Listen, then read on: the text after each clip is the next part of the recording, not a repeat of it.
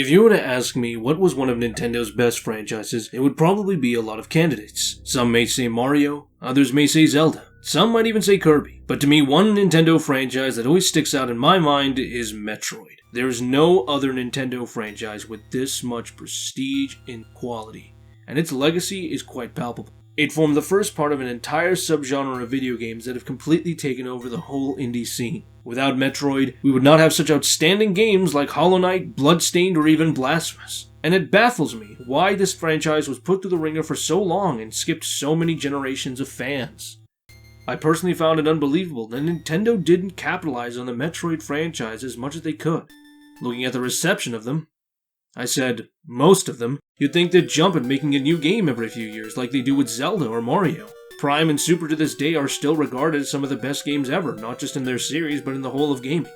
But unfortunately, looking at the sales numbers, it's not hard to see why. Even at their best, the franchise was always doomed to fail, due to how terribly every game sold. They just never had a chance when they released, either being overshadowed by other franchises or Prime and Super. And the nail in the coffin was when Other M tarnished the reputation of the franchise for years to come. For 7 years after Other M's release in 2010, we assumed that it was dead in the water.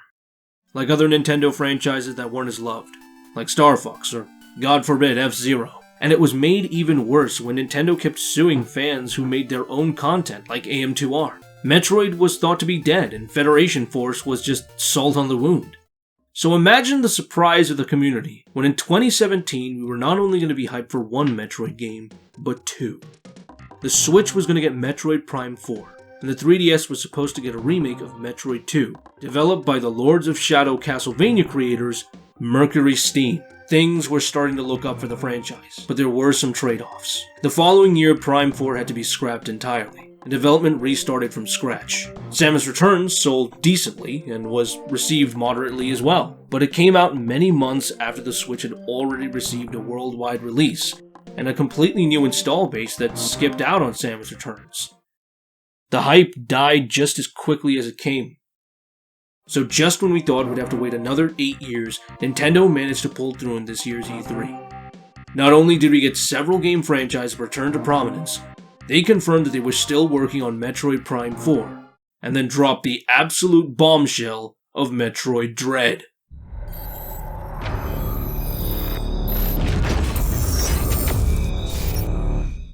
This was the supposedly cancelled DS sequel to Fusion that had been rumored since 2005.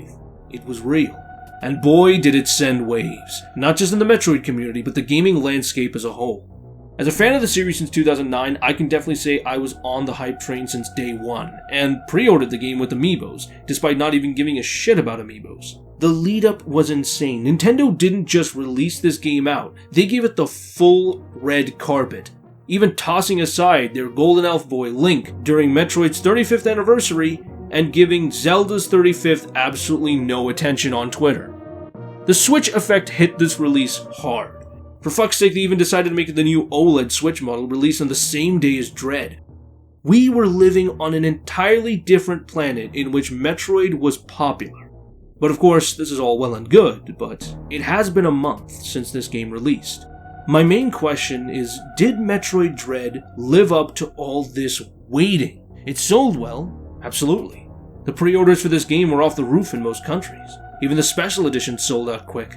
Though that's not the sign of a good game. I want to ask if Dread was worthy of being a Metroid game, and if it lived up to the hype. This is Dig, and today we're looking at the game to revive all game franchises, Metroid Dread.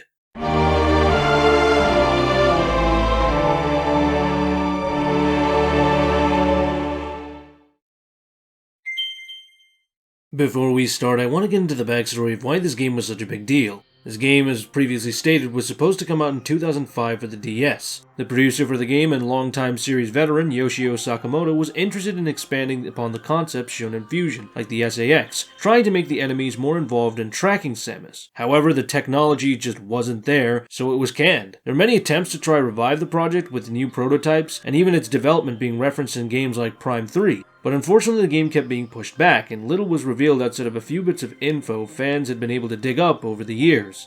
The game had become too difficult to produce, and the team that worked on the previous 2D games, R&D1, had been restricted after the late Iwata became CEO.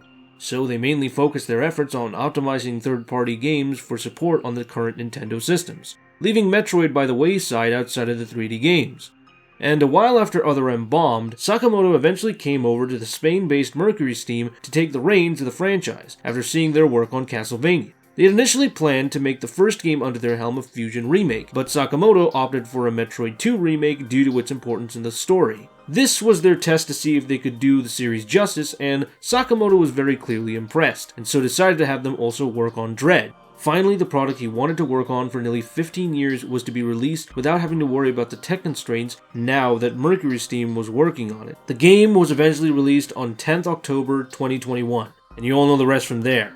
Now, as you'll see throughout the video, this game has a lot of features that definitely would have made it impossible to make during the DS era, some of which are a result of technology improving and others as a result of different expectations. All of this helps to make Metroid Dread incredibly distinct from its predecessors, especially in regards to game feel. In regards to how the game plays, I want to say that this is by far the most fluid Metroid game to date. Samus has essentially taken the Samus Return combat options and fused them with the fluidity of Fusion's controls. In terms of her basic control options, she's weighty and has no trace of floatiness from the older games like Super, and also retains the newer base mechanics introduced in Samus Returns. Free aim for 360-degree firing, and a melee counter to dispose of enemies much quicker. However, there are significant tweaks done to both of these. They added the ability to move in free aim, and if running while pressing the melee, you can do a dash count, allowing you to pick up the pace much faster when dealing with enemies as compared to the previous game, which was very stop and start.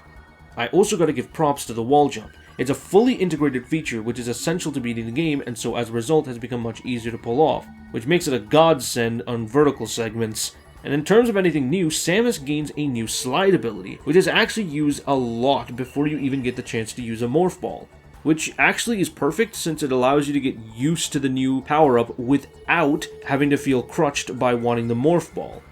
I love the slide. It just makes evading attacks on certain killer robots much more manageable in intense situations since you don't have the Morph Ball to help you. And even when you do have it, the Morph Ball is a lot slower and heavier in this game. And since I brought up upgrades, I may as well talk about what Samus has in her arsenal.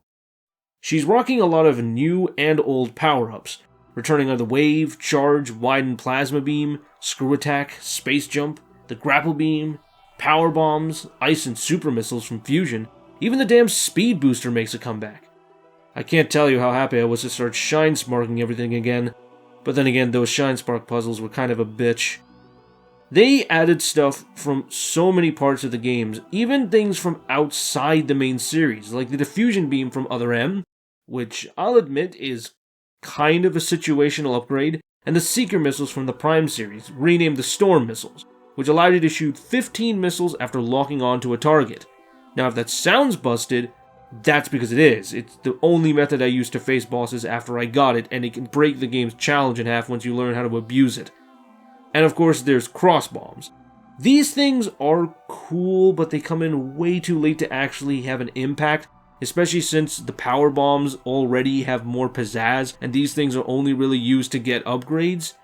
I'm also not going to count the Spin Boost, since that's just a shitty space jump, and I don't even get why it was included. There's a lot of things Samus has as her arsenal, and that's not even getting into the Aeon ability. Yes, returning from Samus Returns are Aeon abilities. There's a returning Scan Pulse, which is a lifesaver in finding secrets, the Spider Magnet, allowing you to attach to blue surfaces, and I will say that this should just replace the Spider Ball, and the Flash Shift. It's a cool dash ability that makes the movement really fluid and fast, though it's a shame that the 3 dashes are in a really anal timing, so you're often just going to end up only using the 1. There is also the Phantom Cloak that allows Samus to go Ghost, but unfortunately it's only really used for evasion of the EMMIs, and can actually harm you once you're done using your Aeon gauge. I like the risk and reward system, but unfortunately the biggest problem that comes with this power-up is that it becomes useless around the endgame, since bosses don't react to it, and the EMMIs... yeah, we'll get to that. Personally, these upgrades are some of the most varied ones we've had in a while, and I'm glad the power-ups all at least get some niche. I do think some are better than others, but hey, not everything can be a hit. The sheer number is definitely impressive though, which unfortunately can become a bit hard to keep track of. It can be quite challenging to remember the number of button combinations you have to keep in your head, and I think there are just some combos that are inherently awkward. like the ZR or ZL button being the worst offenders. The ZL button is the button for the slide and the morph ball, and it's really easy to end up using one over the other when trying to do things like the DT slide. Not to mention grapple beaming with the analog stick, and the ZR button always feels awkward. And yeah, get used to analog if you don't have a good pair of Joy-Cons or a Pro controller. You're gonna have some trouble, believe me. Playing the game with a GameCube controller when my Joy-Cons were out of battery was not a good choice. But in general, I do think that Samus is incredibly fun to handle. When you remember what the buttons do, it can lead to some absolutely kinetic movement and game feel that you just don't get in other games. Sliding, dashing, and space jumping all over the place feels so tight, and the combat becomes so much fun as a result. Parrying enemies in sight and blasting them away becomes so rhythmic. It's sort of a zen, and the boss fights make this so much more engaging and tense as well. I have to give props to the speed boosting changes though. The tweaks they did are subtle, but they do an absolutely amazing number on the variation of shine sparking. They added the ability to maintain speed while wall jumping, and this can allow for so many cool new speedrunning tricks and shine spark puzzles. And I don't need to worry about doing them in really anal positions. Not in that way. And I have to be honest, this is the perfect game feel for Samus. Give it a little bit of a tweak to the controls, and it's essentially the most varied and fun control scheme you could ever have in a Metroid game. And I have to give full props to Mercury's team for engineering it this way. It actually makes the traversal of ZDR so much more fun as a result. ZDR's map is quite interesting to discuss because it is a little bit complicated. It takes hybrid elements of both Fusion and Super, and the devs made this a constant trend throughout most of the map and progression design of this game. The map is a lot larger than you'd expect. It's filled to the brim with all sorts of beam doors, secret rooms, and passageways. And the overall aesthetic they went with is a mix between the artificial industrial environments of Fusion, as seen in areas like Fernia or Cataris, but adding in some of the more naturalistic elements of the Metroid design seen in areas like Gavoran or Artaria, that feel more at home with Super. They do mix it up though with the EMMI rooms. These grey areas are cold and isolating and are contrasted so well against the rest of the game's aesthetic. They don't feel out of place, but they have a very interesting grain filter and are meant to look even more lifeless than the artificial environments of Fusion because of the fact that they're just not even trying to look like they're lived in. These things are only filled with the EMMI until you defeat them. So as a result, it is completely barren and the filters go completely hard over the entire area. This mix of design also seems to rear its head in how you explore the map.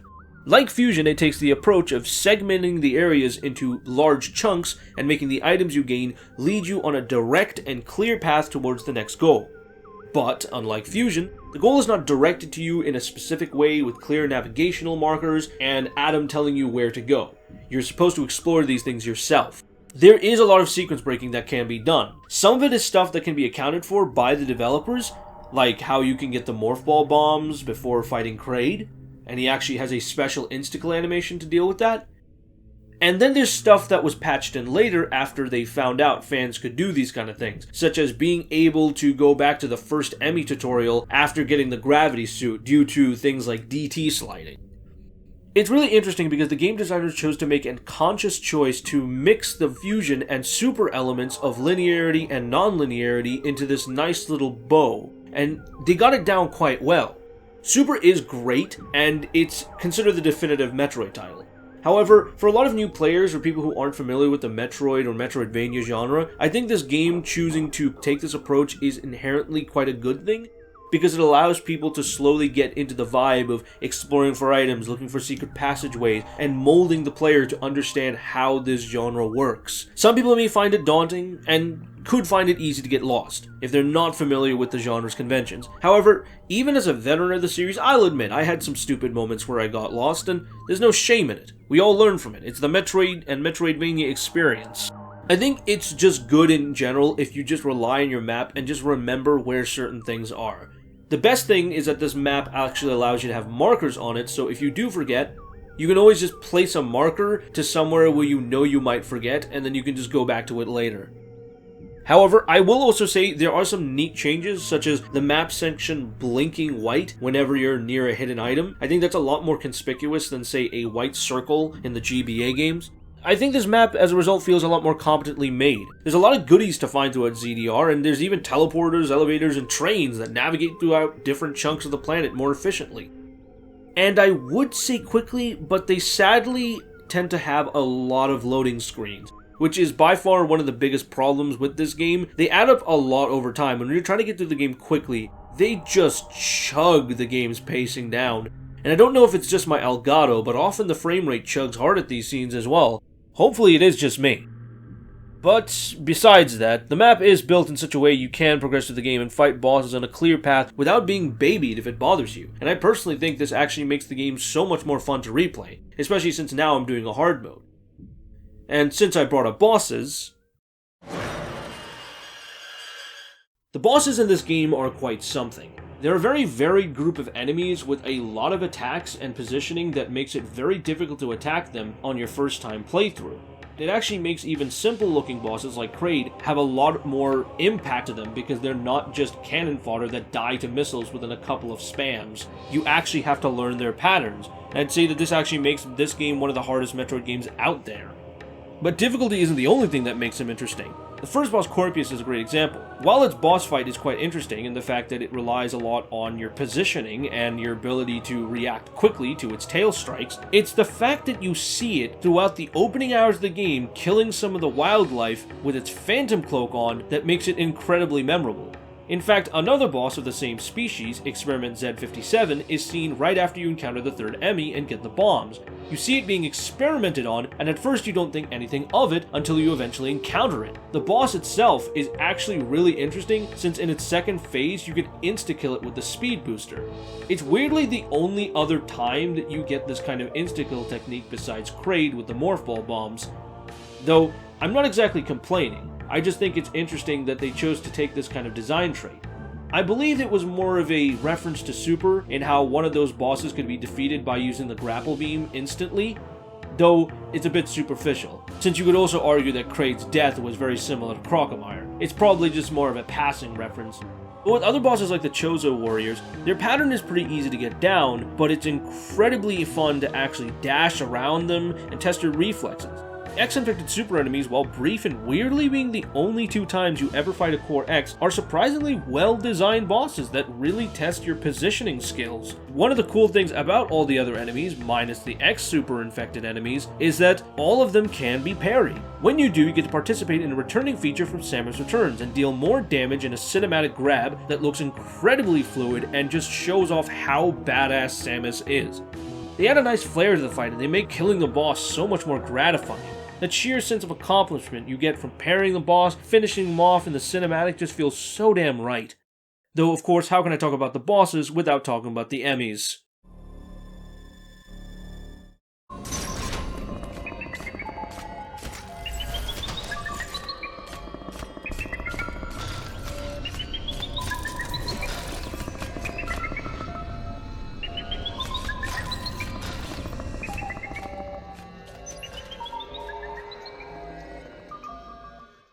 How can I talk about Metroid Dread without talking about the EMMIs? These motherfuckers really do sell the title, because if you're not just feeling tense, you're gonna be terrified by these Aperture Science demons.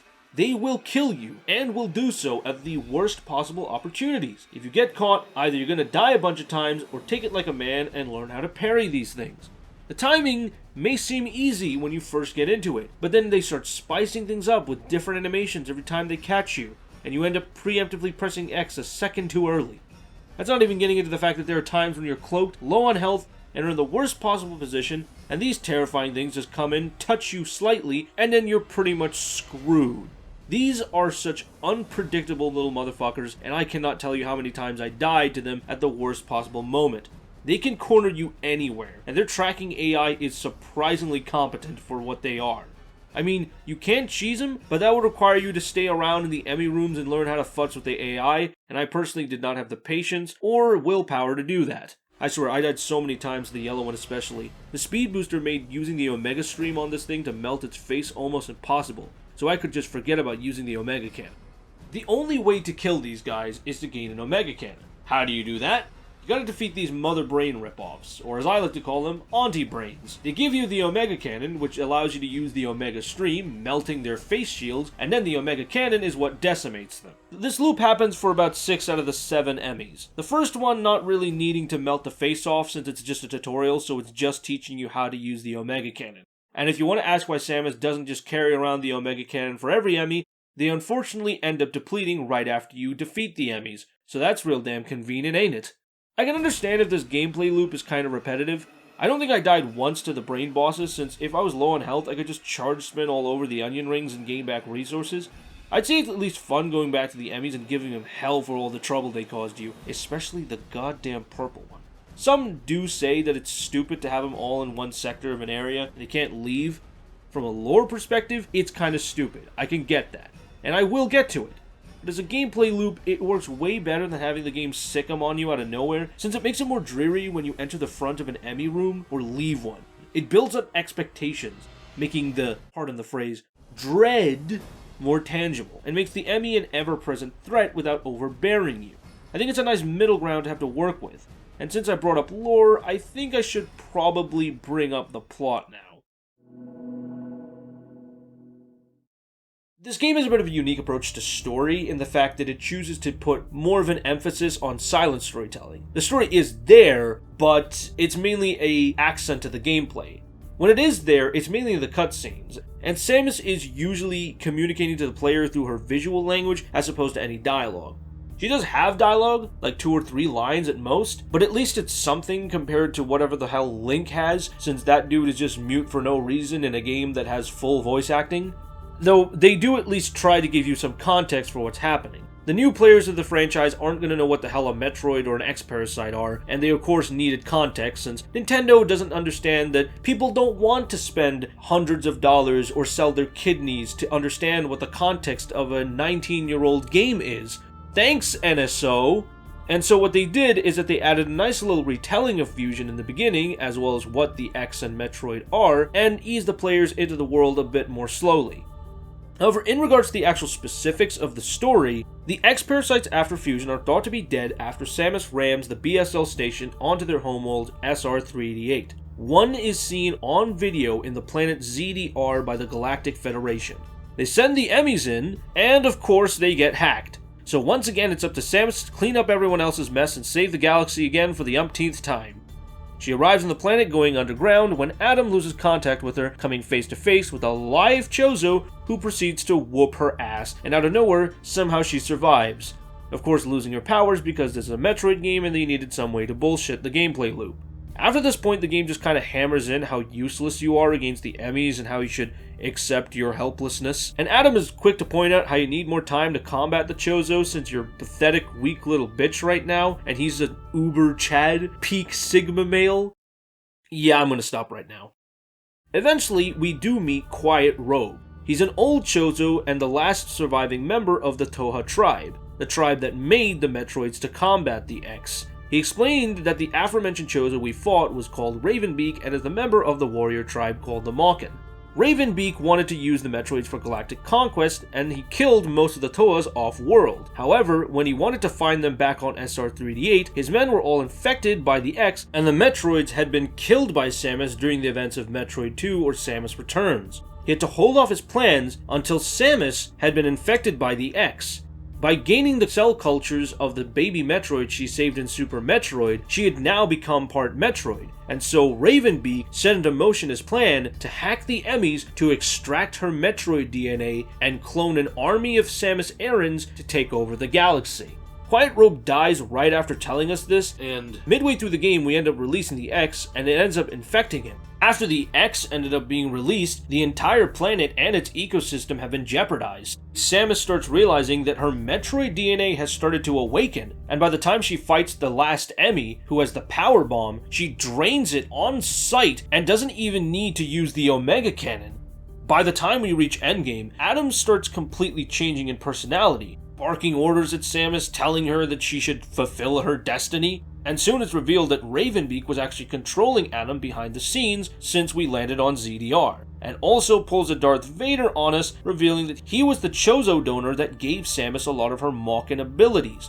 which is why when the Metroids first encountered her, they viewed her as hostile, since the Toha were the only tribe that could control the Metroids. This of course results in a battle in which Samus is about to die, but she mutates fully into a Metroid and kills Ravenbeak immediately. This results in her escaping the planet, and before she leaves, Adam reveals that she can't even use the ship because she'll drain it of its energy. Quiet Robe then appears out of nowhere and chooses to reinfect her with the X, giving her Toha genes, meaning she reverts back to normal and is able to escape the planet before it blows up. Seriously, can Samus ever leave a planet without mass destruction at any point?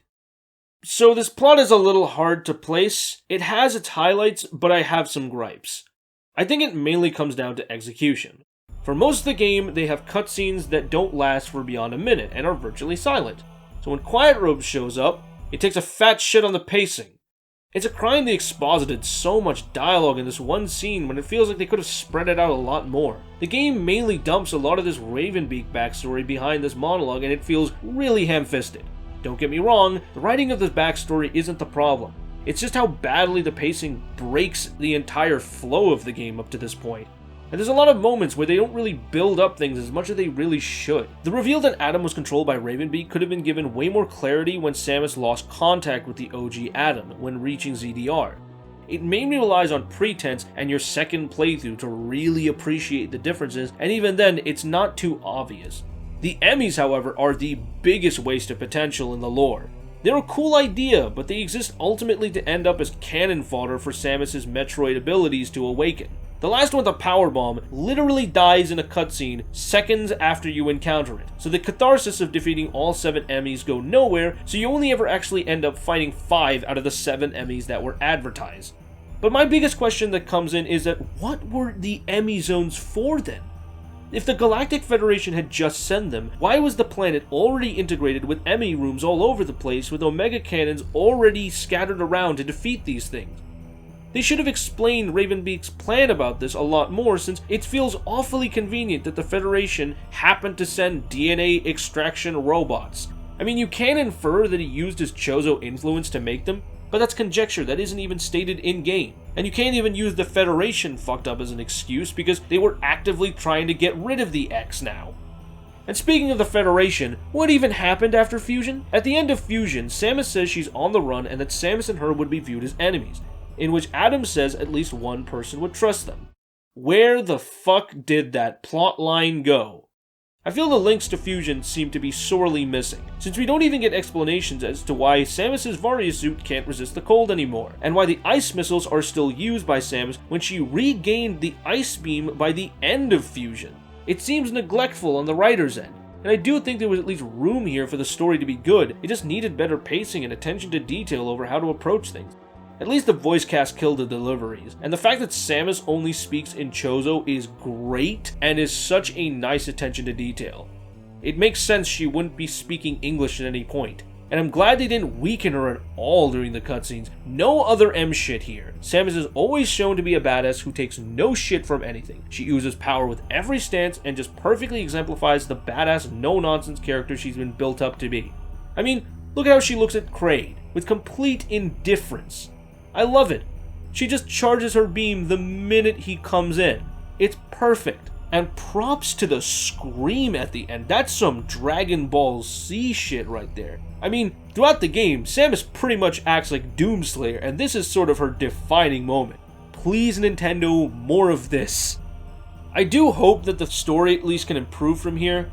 Since Sakamoto has said that Samus is going to have a lot of new adventures in a new arc, since this is the final game in the main timeline, I'm at least glad Samus was done justice for this finale, though I hope the devs can use Dread as a learning experience and improve from there. The rest of the video is mainly going to be considering stuff that I couldn't really talk about in the rest of the vid and doesn't really fit in anywhere. It's more miscellaneous. So this is going to be a good section to talk about the visuals and the presentation. In regards to how the game looks and feels, I think Mercury Steam nailed the presentation. Samus Returns' art style is really good, but Dread amped it up even further by adding so many more highlights, visual cues, contrast. It looks so much more visually appealing, and I just cannot deny how beautiful the game looks in many areas. Some may say it looks a little bland in the more artificial areas, but I think that is more of an intentional design choice. They clearly had the chops to make it look even more textured if they wanted to, but I feel it would clash with the aesthetic they went for. I think Dread had an absolute boon being on the Switch, since it did not have to suffer the screen crunch of the 3DS. The screen crunch doesn't diminish Samus, and neither does it affect how her design looks. Her design is super sleek in this game. The added white in the fusion suit is so pristine. I love it. It makes the suit look so much more in line with the older suits, while still having that deviation that Fusion introduced. I especially love how the suit's silhouette changes. The Fusion suit is a lot more lanky comparatively to other games, and the Vario suit doesn't have shoulder pads as big as there usually are. But the Gravity suit has the full treatment of heavily armored Samus, and even the colors are actually changed up a bit. You notice with the first version of the Fusion suit, the green on the chest is super diminished, but then with the Vario suit it extends, and then by the time you get to the Gravity suit, it goes into full lightning marks across the chest. I like that. It's such a nice subtle design change, but it fits so well with the overall aesthetic that they were going with. The polish on this game is incredible, and I'm glad Mercury Steam put in that extra effort. The little flares and everything, visually and sound-wise, are also pretty well done. The power bomb is absolutely fantastic to use. You don't get much time with it, but that explosion sound effect and the visual just looks like you're about to nuke the damn place. And the ice missiles and seeker missiles, it feels so crunchy whenever you hit an enemy. I think they definitely learned a lot from Fusion in the sound department, because look at the EMMIs.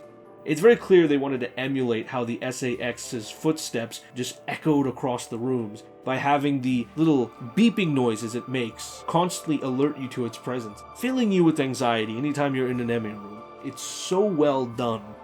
I also want to talk about the final boss. I know this is a bit disjointed, but I feel that this is a better place to talk about it since the final boss should probably get its own description. I think Ravenbeak as a final boss is incredibly challenging.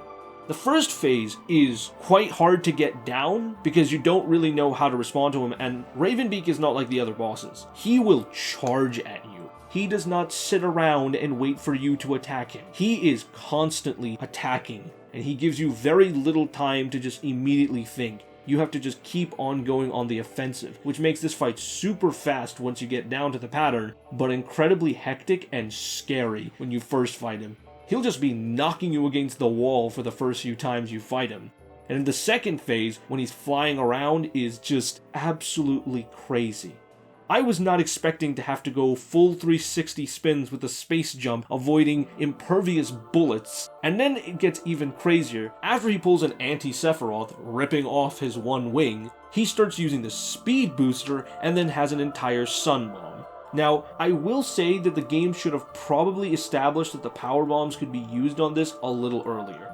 You get the power bombs a little too late to know that it can be used against bosses like this. Throughout the game, there is very little indication that you could even use it against bosses. Not to mention the amount of charge time is now a lot longer, since you're not just pressing R and then the attack button to use the power bomb. You gotta wait for it to charge and then use it, since the cross bombs are now what use that original function. Yeah, the cross bombs really do feel more and more useless the more and more you get into it. I think it's only really useful if you're doing challenge runs where you're actively avoiding things like the space jump or the flash shift, but yeah, I'm not doing one of those. Since we're on the topic of the final boss, I want to also talk about the Metroid suit. The Metroid suit is by far the coolest thing this game introduced. I really want it to come back. I don't want this to be a footnote that just stays in the background of Dread, and it's just something that happens for like literally 2 minutes. I mean, it's quite irritating that it was only used in what is essentially a cutscene to defeat the final boss, and then you only use it in the escape sequence. I understand that would be overpowered if Samus had the ability to use the Metroid suit at any point, but I do feel that the Dread developers should at least acknowledge that continuity if the next games in the series are going to be sequels, because I would like to see that Metroid suit come back every once in a while. It just looks too cool to actually avoid using it. I do find it funny though how Metroid is now the most apt title for the series, since now the main character is a Metroid, and while the species are gone, Samus is now the last Metroid, and the term Metroid in Chozo actually means Ultimate Warrior. So even once the Metroid species is completely out of mind in the Metroid games, it still is a relevant title, though I doubt it would quell the confusion of if Samus's name is Metroid amongst the people who haven't even seen these games. Now, I've been talking a lot about the good things, but I want to maybe mention a bit more negative. Notice how throughout this video I have not used a lot of music from the actual game itself, and mainly from the rest of the Metroid series. This is kind of emblematic of a big problem within this game. They didn't really do so well with the music. It's quite bland. It's good, it's not a bad soundtrack, but comparatively to other Metroid games that have come before it, it is nowhere near the quality you would have expected. The only themes I can really think of that are really that good are the new version of Samus's theme, the EMMI theme, and the final boss theme. They're all good, but the rest of the themes are just incredibly boring, and I don't think I can remember a lot of them. Maybe Artaria's, but that's just because of the fact that I did the opening segment for quite a while because I got lost in one portion, and that's just my own stupidity. Of course, in regards to extras, I understand that Metroid has never really been one for completion bonuses, but I do feel that a gallery is kinda lame, and the last time they did this kind of completion bonus was in the GBA games, and honestly, in this day and age, I feel that the gallery images really don't do enough to justify the completion requirements, because I just feel that they're not really that interesting. I'm at least glad in terms of extra stuff, the hard mode is included as a base difficulty, but they didn't even include anything like a new aesthetic or a new suit. They just gave you a hard mode once you defeated the main campaign, and they didn't even do anything beyond that. Plus, the amiibo support is literally just an extra missile and reserve tank, as well as a couple gallery images. Again, I'm at least glad they didn't pull the Samus Returns bullshit, where they locked an entire mode behind a limited edition amiibo. But still, it's kind of annoying that they did that. Oh yeah, and speaking of the amiibos, I really find it scummy that these guys sold the amiibo solely as a dual pack outside of Japan, and are only now selling the singular versions. Yeah, I wonder why they did that. It's not like limited scarcity promotions are going to drum up more sales. Now, I would get the Anniversary Edition if it wasn't for the fact that a lot of the stuff is stuff I don't care about. Most of what I care about is the art book and the extra posters. I don't really get the appeal behind steelbooks. And one last thing before I like to move on to the next section. I love how this game didn't include Ridley at all. There is no mention of him, there is no referring to him. Kraid is the only older boss that actually shows up, and it's so cathartic to actually see other Metroid enemies and bosses get attention besides Ridley. Look, I don't hate the guy, but it's very obvious after Samus Returns, the developers at Mercury Steam realized that cramming in Ridley at the very last moment is probably not a good move, especially in the case of Samus Returns when that game's whole ending was supposed to be a peaceful one. So I'm at least glad that they finally buried the hatchet on Ridley and then decided to move on. Hey, who knows, maybe we might get Crocomire or Phantoon coming back. I've rambled on a lot throughout this video, but I want to make it clear that this is an important game. It was a long time coming. Nintendo needed to understand that after 19 years, the mainline Metroid games were still in demand, and Prime wasn't the only thing people were looking forward to. Thankfully, this game has sold quite well. 800,000 copies had already been passed by October, and I'm hoping that the numbers go up more and more as the months go on. I'd be lying if I said this game was 10 out of 10. It definitely has some hiccups. The plot's a bit rushed, music's a bit bland compared to the rest of the series, and I'll say it's a bit poorly optimized. The game does not load quickly. But in contrast to everything else Nintendo has done over the past few years, this feels like it was an actually passionate move by the developers. It wasn't something done to be cynical. It was done solely to make fans happy, and I'm glad that they actually went out of their way to do this. Mercury Steam knows what the fans want, and they've catered to them. They didn't talk down to the audience or try to appeal to newcomers solely for the sake of trying to seem more broadly appealing. No. They advertised Metroid as the series it always was, without compromising its identity. And while some hack journalists might tell you that this just means that gamers are entitled and only want retro games, it actually shows that there is still a place for games like Metroid Dread in this day and age outside of the indie scene. Seeing how well this game has been received has really warmed my heart. And Nintendo fans who thought that other franchises were gone have now suddenly gotten some hope that maybe some other franchises might get revived. I personally think that this game might get a lot of new players into the franchise as well, since this game is made to be as accessible as possible, and it's definitely affected by Switch Effect. A lot of new players have talked about how this is their first Metroid game, and I'm really glad that the community all strung together when this game was about to be released to tell people about how they should experience the Metroid games in a very polite and decisive way, so that any newcomers who did want context could get a clear, definitive guide. Personally, I gotta really hand it to the Metroid fandom. You guys are a really damn tightly knit and wholesome group. I'm gonna say this. This game is a quality product, and while Nintendo has shit the bed with things like their NSO, I think this is worth every penny. This is the game that'll set a precedent for future franchises to follow on how to do a revival, because this was an absolute ripper. It didn't play it safe, and it made sure that it appealed to all fans from all wakes of the franchise. And it didn't do a Pokemon. It actually made sure that it improved on what was already established, instead of just relying on the brand name of Metroid to be the only thing that sells it. That game didn't have that kind of luxury. It had to earn that respect. If more games in the franchise are of the caliber of Dread, I'm actually looking forward to it, because they can only go up from here. I can definitely say, after all this time, Metroid Dread was worth it.